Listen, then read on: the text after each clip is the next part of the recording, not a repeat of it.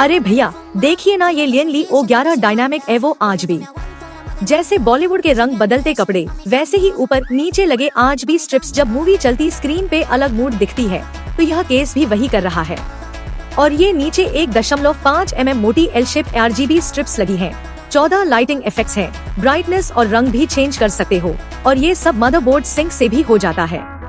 कीमत की बात करूं, Amazon पे यह ब्लैक वर्जन लगभग 160 लगभग 13,000,15,000 में मिलता है। ये डील के हिसाब से मतलब बनाओ पीसी तो लगेगा बिल्कुल हॉलीवुड सेट जैसा। और बाकी खासियत, टेम्पर्ड ग्लास फ्रंट, 2 मोड्स में चलता चैसिस, नॉर्मल और रिवर्स, 420 mm रेडिएटर का support, modular design and cable management भी बढ़िया। सब कुछ फैंसी और स्मार्ट है भाई।